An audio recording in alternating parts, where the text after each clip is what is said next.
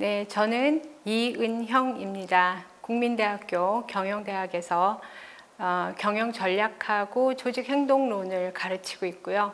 지금 현재 경영대 학장으로 봉사하고 있습니다. 그리고 최근에 제가 사회이사로 있는 SC제일은행의 이사회 의장이 되었습니다. 제가 외환위기 터지고 기자단이 IMF 미션이 와서 이제 기자회견을 하고 이러는 과정을 제가 쭉 보면서 기자들이 일단 너무 기본적인 국제금융이나 국제경제 돌아가는 거에 대해서 잘 몰랐다는 거를 새삼스럽게 알게 되었고요. 굉장히 절감했습니다.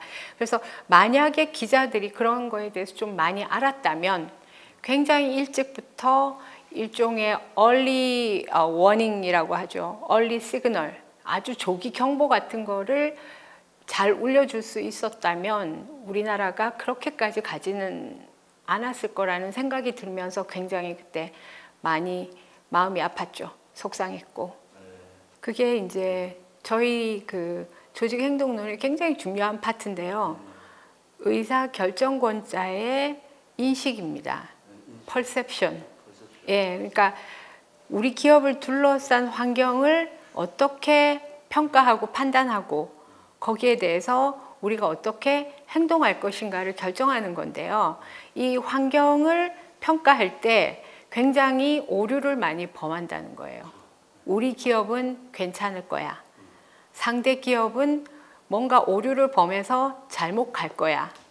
예, 스마트폰은 적용하고 이게 대중화되는데 20년 넘게 걸릴 거야.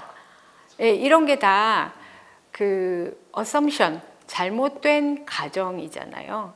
근데 인간은 언제나 잘못된 판단이나 인식의 오류 같은 걸 늘 범하거든요. 그래서 제가 학생들에게 그 과목을 가르칠 때도 늘 얘기합니다. 인간은 불완전하다. 나도 불완전하다. 여러분은 불완전한 나를 잘 지켜보고 있다가 교수님 그건 잘못됐어요 라고 지적해주면 포인트 준다. 제가 이렇게 얘기하거든요. 그래서 어느 누구도 완전하다고 믿지 마라. CEO도 절대 완전할 수가 없죠.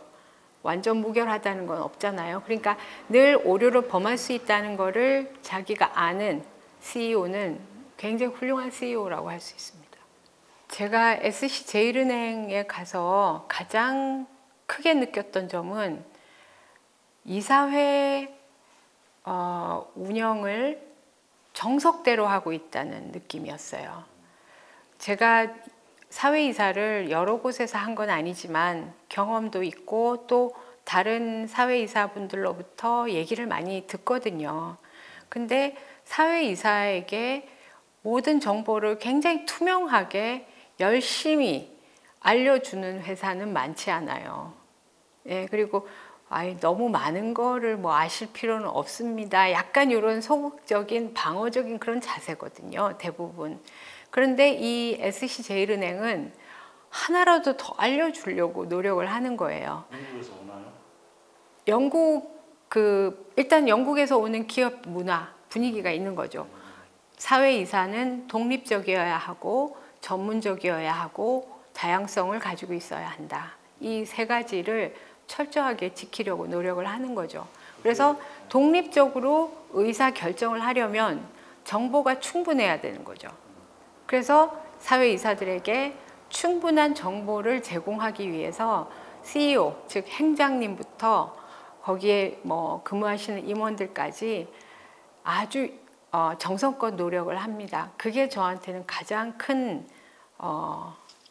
인상을 주는 아주 인상적인 그런 부분이었죠. 우리가 흔히 기업 지배구조라고 이야기를 하잖아요. 거버넌스. 근데 그 부분을 좀 개선하는 것이 우리나라 기업에는 굉장히 큰 과제라고 생각이 듭니다.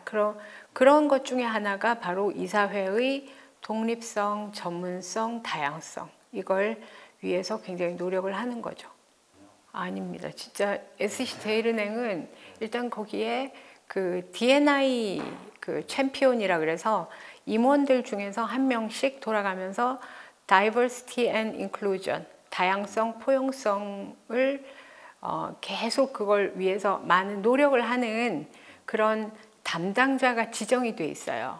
그래서 그분이 여러 가지 뭐 이벤트도 하고 또 제도적으로 문제가 없는지 검토하고 그리고 또 많은 그 여성들의 그 이야기를 들어서 개선할 것이 있으면 개선을 하고 예, 그런 식으로 노력을 일단 하고 있고요.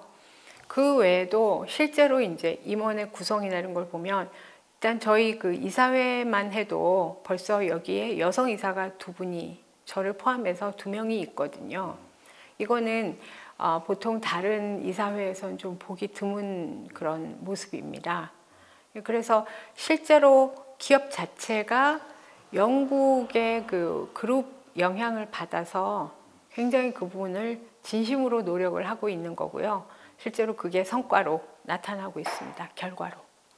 아직 그 정도까지는 안 되는 것 같아요. 지금 이제 ESG 같은 경우도 우리 기업이 ESG를 잘하는 거가 일단 첫 번째 스텝일 거고 더 나아가서 소위 우리의 서플라이 체인, 우리의 그 납품업체들까지도 관리하는 거가 이제 그 다음 단계잖아요. 실제로 이제 ESG에 그게 포함되어 있지만 사실은 우리 기업을 둘러싼 우리 기업 안에 여러 가지 문제를 해결하기도 사실은 굉장히 벅차죠. 왜냐하면 ESG가 너무 광범위하고 내용이 너무 많으니까요.